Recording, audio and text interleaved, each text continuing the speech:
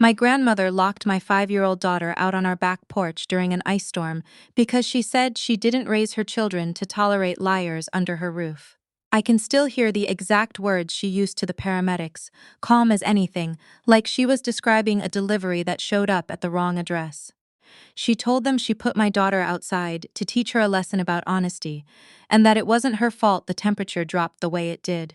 4 hours later, when she finally walked into the emergency room and saw me sitting outside the trauma bay, the color drained out of her face so fast I thought she might collapse right there on the tile. Her hands started shaking. She asked me how I was even back in the country. Before I tell you how a woman worth almost $40 million could leave her own great-granddaughter outside in 20-degree weather, I'd love to know where you're watching from tonight. Drop it in the comments.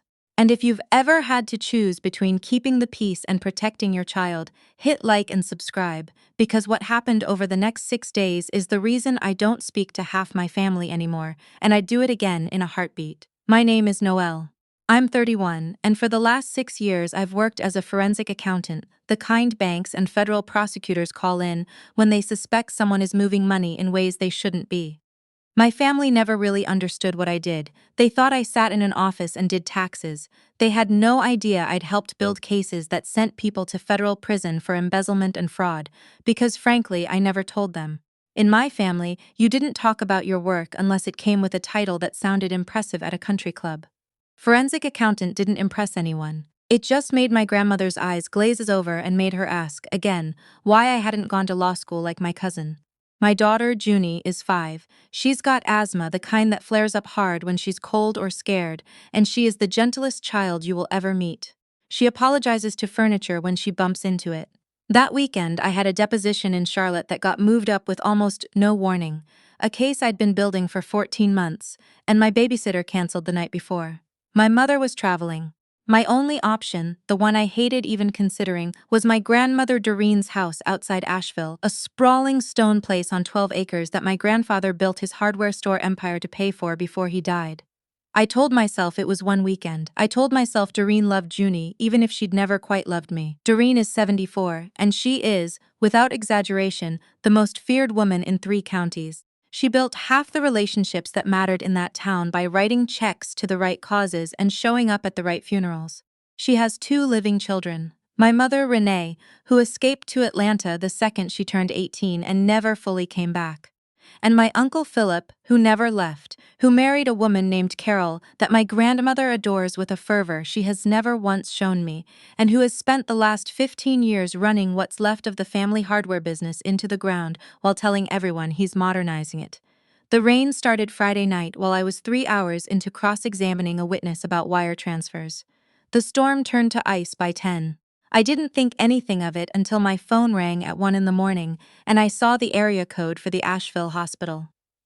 The doctor on the other end told me my daughter had been found unconscious on the back porch of my grandmother's house, with frostbite starting on her fingers and a core temperature low enough that they were already running warming protocols. He told me she'd had a severe asthma attack triggered by the cold and that for almost 20 minutes nobody could find a pulse strong enough to be confident about. I don't remember driving to the airport. I don't remember the flight. I remember walking into that emergency room and seeing my baby through a glass window with tubes taped to her face, and something inside me that had been soft my entire life just closed like a door. In the military, or in my case, in federal investigations, they teach you that grief without focus gets people killed. You compartmentalize, you catalog, you do not cry in front of the enemy, because crying tells them exactly where to cut. I stood outside that window, and I felt the part of me that built cases for the Department of Justice take over the part of me that was just a terrified mother, and I have never been more grateful for anything in my life. My grandmother arrived 4 hours later, dry, perfectly composed, smelling like the same Chanel she's worn since 1987. She walked up to the nurse's station with the exact tone she uses with caterers who've disappointed her, demanding to know who was in charge. Then she turned and saw me sitting against the wall outside the trauma bay, and everything about her posture collapsed. She said my name like a question. She asked how I was here so fast because as far as she knew I was supposed to be in Charlotte until Sunday. I didn't raise my voice. I stood up slowly and walked toward her until there were maybe 2 feet between us, and I asked her, very quietly, why my daughter was found on her porch in an ice storm. She straightened her spine and told me Junie had been caught going through her late husband's old desk, looking for what Doreen assumed was money, and that when her great-grandson Holt, my cousin's 9-year-old, confronted her about it, Junie had shoved him. Doreen said she removed Junie from the house to let her calm down and reflect on her behavior, and that it was not her fault the weather had turned. She said children today need to understand consequences. She actually used the word consequences while my daughter lay on a ventilator 40 feet away. I knew immediately it wasn't true. Junie is terrified of strangers' offices, terrified of getting in trouble, the kind of kid who cries if she colors outside the lines. She would never go through anyone's desk, and she has never once raised a hand to another child in her life. But I also knew, in that moment standing in that hallway, that I wasn't going to get anywhere by arguing with a woman who had spent 50 years convincing an entire town that she was incapable of cruelty. My phone buzzed in my pocket. It was a message from my colleague Desmond, a digital forensic specialist I'd worked with on 3 federal cases, and who, more importantly, owed me a favor after I'd quietly fixed an error in his testimony that would have embarrassed him in front of a judge. I'd texted him from the plane, on instinct more than anything, asking him to see what he could pull from my grandmother's home security system the second I landed. Old habits. I stepped back from my grandmother and told her, very calmly, that she had just made the worst mistake of her life. She laughed, the same dismissive laugh she'd been giving me since I was a teenager, and told me I was being dramatic, just like my mother always was. She turned and walked toward the nurse's station to handle the paperwork, like she was checking into a hotel. I went back to the glass and watched my daughter breathe through a machine, and I made her a promise I intended to keep to the letter. The elevator opened behind me 20 minutes later, and out stepped my Uncle Philip and his wife Carol, dressed for a Saturday morning that hadn't included a hospital. Carol had on tennis whites. Philip was still in his golf shoes. They didn't ask how Junie was. Carol's first words were about how this whole situation had ruined their tea time with the Hendersons, people whose approval apparently mattered more to her than a child in critical condition. Philip stood slightly in front of her, the way he always does, like he's protecting her from the inconvenience of having to speak to me directly. He told me in a low and condescending voice that my daughter had a discipline problem and that everyone in the family had noticed it for a while now. He said Holt had told them Junie tried to steal cash from the desk drawer and got violent when he caught her. It was clumsy and obvious, a story 2 adults had clearly rehearsed in the car on the way over, and Philip delivered it with the same flat confidence he uses to sell people on home equity loans they don't need. Then he reached into his jacket and pulled out a folded check. He set it on the little plastic table next to me without ceremony, like he was settling a bar tab. It was made out to me for $30,000. He told me to use it for Junie's medical bills, buy myself something nice, put the rest in savings. Then he leaned in, close enough that I could smell the bourbon on his breath, even though it wasn't even 9 in the morning, and told me the condition. I needed to keep this quiet. No police report beyond what was already filed.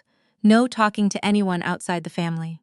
He said if I made this into a public scandal, his lawyers would happily argue in family court that my job, my travel schedule, my obsession with strangers' finances made me an unfit and unstable mother, and that no judge in Buncombe County would side with a single mom who left her kid with relatives every time work called. Carol nodded along, arms crossed, telling me I should really just be grateful and let this go before I embarrassed everyone. A normal person might have screamed, might have thrown the check in his face. I picked it up by the edge instead, careful with my fingers, and looked at the bottom corner. The routing number didn't match any of Philip's personal accounts I was aware of. It traced to a business account, not his name, an LLC I didn't recognize. I folded it once, slid it into my coat pocket, and said nothing. My silence rattled him more than any scream would have. He adjusted his collar and told Carol it was time to go check on Holt. The second the elevator doors closed, I pulled out my phone and called Desmond. I didn't bother with hello. I told him to pull every frame of footage from the exterior cameras at the Asheville property going back 48 hours and to run that routing number through every database he had clearance to touch. He asked what our rules of engagement were. I told him there weren't any anymore. While Desmond worked, I let my mind do what it does best, which is take apart a story until it stops making sense. Growing up, Philip had always been the golden child, the one who got to stay, who got the hardware business handed to him outright, while I watched my mother get systematically frozen out for the crime of leaving. Philip had been bleeding that business dry for years behind a smile, and everyone in town still thought of him as the responsible one who'd stayed to carry on the family legacy. I'd heard rumblings over the years, half jokes at holidays about Philip's investments, but I'd never had a reason to look closer. Now I did. 40 minutes later, my phone buzzed. Desmond had bypassed the home system without much effort. It was a decent residential setup, nothing built to withstand someone who did this professionally. He told me the footage from the previous night was there, untouched, because whoever locked it had assumed nobody would ever think to check. I stepped into the stairwell for privacy and watched. The camera over the back study showed Holt, not Junie, going through the desk drawer, pulling out a small metal cash box. My grandfather's old study had always had a few $100s in petty cash sitting in it, a habit Doreen never broke after he died. Holt pocketed several bills. Junie walked in a minute later in her pajamas, clearly looking for a bathroom or for me, and stopped in the doorway when she saw him. Holt panicked, shoved past her hard enough that she stumbled into the doorframe and ran. A moment later, Carol appeared in the frame, and Holt, crying real or fake tears, told her some version of events I couldn't hear but could absolutely guess. The next clip showed the back porch. Junie, in her pajamas and socks, being walked outside by my grandmother herself. Doreen's mouth was moving, stern, finger pointed, and then she stepped back inside and I watched the porch light shut off. The deadbolt clicked. Junie pressed her small hand against the glass of the door. She sat down against the brick wall a few minutes later, knees pulled to her chest, and I watched my daughter slowly, silently, stop moving as much as she had been. I had to put the phone down for a second, not to cry, to breathe.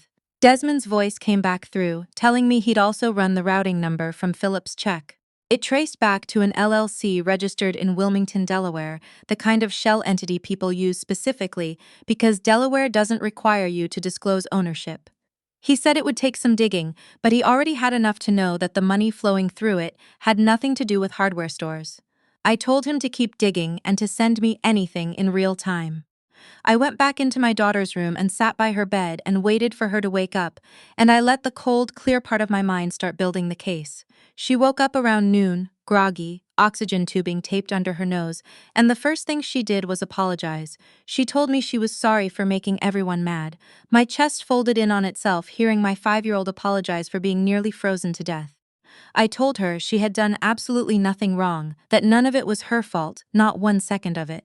I asked her gently what happened, and in her small, raspy voice she told me about Holt taking money from the box, about him pushing her, about great-grandma walking her outside and telling her to think about her behavior, and about how cold it got, how she banged on the glass and nobody came. I held her hand until she fell back asleep, and I made her a promise I intended to keep down to the letter. My phone buzzed with a text from my grandmother.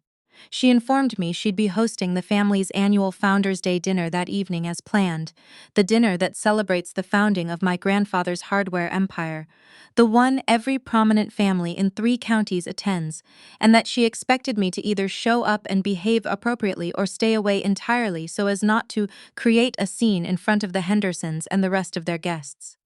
My 5-year-old was lying in a hospital bed with frostbite, and my grandmother was worried about her seating chart. That dinner was always theater. Doreen used it the way some people use church, to remind the whole county exactly where the power sat. I could picture it perfectly, the long table covered in her grandmother's china, my mother's empty chair because she never came, Carol playing the gracious hostess, Philip toasting to legacy and hard work while quietly funneling money through Delaware. They'd bow their heads and thank God for their blessings, while my daughter's fingers were wrapped in gauze 2 counties over. My phone rang again. Desmond, voice tight in a way I'd only heard once before, during a case that ended with 3 federal indictments. He told me he'd finished tracing the LLC. It wasn't a side hustle or a tax dodge. It was a vehicle for laundering money tied to a payday lending operation that had been quietly under federal scrutiny for almost 2 years, one that specifically targeted elderly people with reverse mortgage scams. Philip wasn't running a struggling hardware store. He was running a predatory lending front through it, using the legitimate business as cover and using my grandfather's good name and my grandmother's social standing to keep anyone from looking too hard. That explained everything. The store's books that never quite made sense. The investments nobody in the family was allowed to ask about. And it explained, with a clarity that made my stomach turn, exactly why he'd handed me a check from an LLC with his fingerprints all over it and begged me to stay quiet. He hadn't been trying to buy my silence about a 5-year-old getting locked out in the cold. He'd been terrified that a forensic accountant poking around his family's finances, even casually, even out of grief, might eventually find the rest of it. I asked Desmond if there was more. He told me yes, and that I wasn't going to like it. He'd found a secondary account, opened only 3 weeks earlier, structured to receive a large transfer that hadn't happened yet but was scheduled. The account was opened in Holt's name. A 9-year-old's social security number, used to set up a financial vehicle clearly meant to shield a future windfall from scrutiny, the kind of move people make when they know an investigation might be coming and they need a clean name to hide behind. If the money trail ever got hot, Philip had built himself an exit where his own son would be the one left holding the bag, a minor too young to be prosecuted, while Philip claimed ignorance. I sat with that for a long moment. They had let my daughter nearly die to protect a scheme that was at its core built on using a child as a shield. The fact that it was Philip's own son rather than mine somehow made it worse, not better. It told me exactly what kind of math these people did when they looked at children. I told Desmond to compile everything into a clean file and to hold it, not send it anywhere yet. I wasn't ready to just hand this to the authorities and walk away satisfied. I wanted my family to understand, in real time, exactly what it felt like to lose everything they'd built their identities around. I left the hospital that evening only after Junie's vitals stabilized, and a nurse I trusted promised to call me with any change. I drove to my hotel, showered, and put on the only thing I'd packed that wasn't business casual, a black dress that, paired with the resolve I was carrying, looked a great deal more like armor than fashion. I checked my email one last time. Desmond had forwarded the full financial dossier, plus something he'd flagged separately. Audio from a voicemail Philip had left for one of his shell company contacts 2 days earlier, talking openly about the elderly lending scheme and joking, word for word, about how easy it was to keep Doreen in the dark because she'd believe anything that comes wrapped in a Bible verse and a building named after her husband. I drove to the Founders' Day dinner with that file sitting on the seat beside me.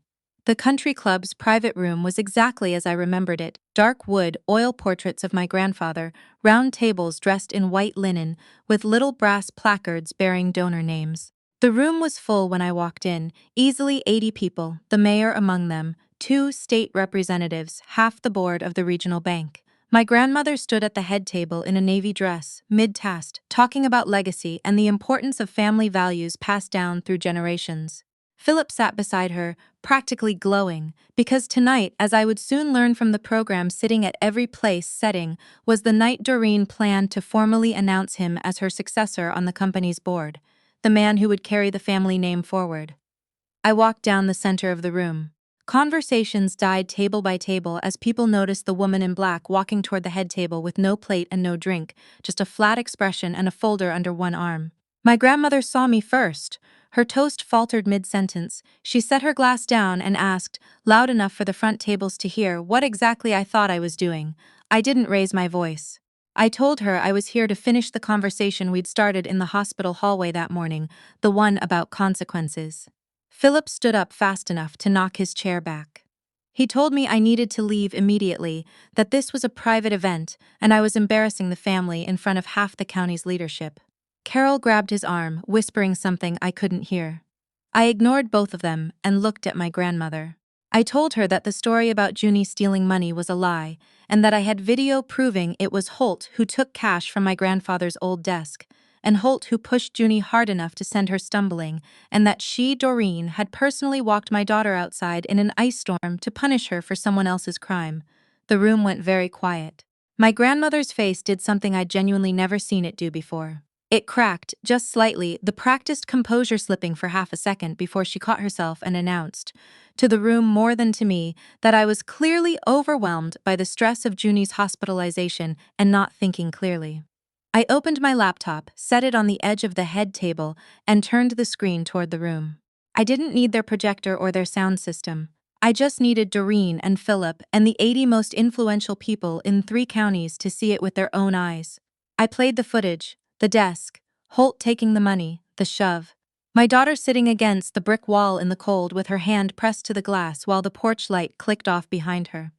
A woman 2 tables back gasped audibly, Someone else murmured, "My God." My grandmother's hand found the edge of the table to steady herself. Before she could compose a response, I told the room there was more, and I played Philip's voicemail. His voice, casual and self-satisfied, talking about the lending scheme, about elderly victims, about how easy it was to keep his own mother in the dark because she'd believe anything wrapped in scripture and a building with her late husband's name on it. Philip's face went the color of the tablecloth. He started talking fast, telling the room it was a deep fake, that I'd fabricated it out of jealousy because I'd never been given a real role in the business, that I'd always resented him. Nobody at those tables looked like they believed a word of it. The mayor, sitting 3 tables back, was already quietly excusing himself. Carol stood, voice rising into something close to hysterical, accusing me of attacking her husband out of spite, telling the room I'd always been the difficult one, the one who couldn't let things go. The crowd's silence wasn't on her side either. I told the room one more thing, calmly, because by then there was no need to shout. I told them that 3 weeks ago, Philip had opened a financial account in his own 9-year-old son's name, structured to absorb a large transfer of money tied to a predatory lending operation that had been defrauding elderly homeowners across 2 states, and that if this scheme ever got investigated, Philip's plan had been to let his son's name take the fall while he claimed ignorance. That was the moment my grandmother sat down. Not dramatically. Just slowly, like legs heads had simply stopped agreeing to hold her up. Whatever loyalty she'd been clinging to evaporated the instant she understood Philip had been willing to sacrifice his own child, the same way she'd been willing to sacrifice mine, both of them treating a kid as acceptable collateral damage for protecting an image. I closed the laptop. I told the room I wasn't here to ruin anyone's evening, just to make sure that the next time this family talked about legacy, everyone in this room would know exactly what that legacy actually was. I turned and walked out, and I did not look back to see whose face was doing what. The federal investigation moved fast, once Desmond's dossier landed with the right people, faster than I expected, mostly because the lending scheme had already been on a regional task force's radar for almost 2 years, and they'd simply been missing the final piece connecting it cleanly to Philip. Within 10 days, agents executed a search warrant on the hardware store's back office and on Philip and Carol's house. I learned later secondhand that they found boxes of paperwork tied to dozens of elderly victims across 2 states, people who'd lost their homes to reverse mortgage fraud Philip had personally structured. Philip was indicted on federal wire fraud and elder financial abuse charges within a month. He tried to negotiate a plea that would protect Carol from any exposure, claiming she knew nothing, but the financial trail told a different story. Her name was on enough documents that prosecutors weren't interested in letting her walk clean. She eventually took a deal that kept her out of prison in exchange for cooperation, but it cost her everything else. Their house was seized as part of asset forfeiture related to the fraud proceeds. The country club membership Carol had built her entire identity around quietly dissolved the moment her name hit the local paper. Last I heard, she was working the front desk at a dental office 2 towns over, and the women who used to fill her tennis foursome don't return her calls. Philip pled guilty rather than risk trial, and the maximum sentence that came with it. He's serving 9 years in a federal facility in South Carolina. Holt, mercifully, was never charged with anything. He was a child being used by adults who should have protected him, and the account in his name was frozen and eventually unwound by the court without consequence to him. I think about that boy sometimes, about the version of this story where someone simply taught him not to take what isn't his instead of using him as a financial decoy. My grandmother never recovered her standing in that town. The hardware business, the one her husband had built his name around, collapsed under the weight of federal forfeiture and reputational ruin within the year. She still has the house, technically, though most of what was inside it that mattered to her, the social calendar, the board seats, the quiet deference from people who used to need her approval, all of that disappeared the same week the story broke in the local paper. She called me twice in the months after. The first time she asked if I would speak to a reporter on her behalf and clarify that she had no idea about Philip's business dealings. I told her I wasn't in the business of cleaning up other people's choices. The second time, months later, she didn't ask for anything. She just cried and said she was sorry about the porch, the only time in my entire life I've ever heard that woman apologize for anything. I told her I appreciated her saying it, and that I hoped she meant it, and that Junie and I weren't going to be coming back to that house, not this year, maybe not ever. My mother, when she finally heard the full story, didn't say much. She just booked a flight to come stay with us for 2 weeks, which, from a woman who avoids confrontation the way other people avoid fire, was its own kind of apology for years of looking away from how that family treated us both. Junie made a full recovery, physically. The frostbite healed without lasting damage. Though her asthma has been a little more sensitive to cold since, something her pediatrician says should ease as she gets older. The harder part to watch has been the quiet stuff, the way she still sometimes checks that a door is unlocked before she relaxes in a room, the way she flinched the first time it snowed again.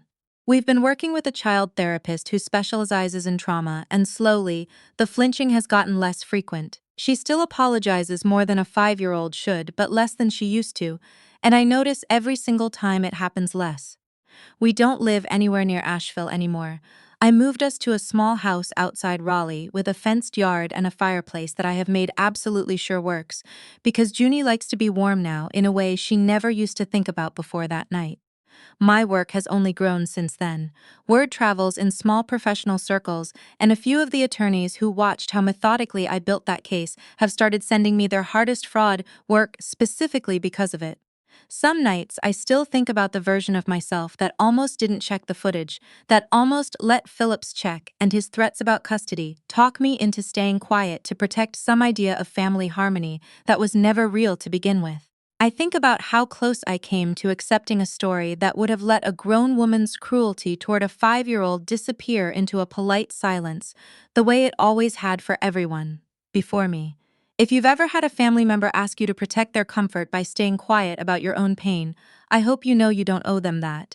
Real family doesn't ask you to swallow your child's suffering to keep their reputation intact. If you've ever found the courage to walk away from people who only loved you on the condition that you stayed small, I'd love to hear your story in the comments. Hit subscribe if you want more stories like this one, and remember that the people who are supposed to protect you don't get a pass just because they share your blood.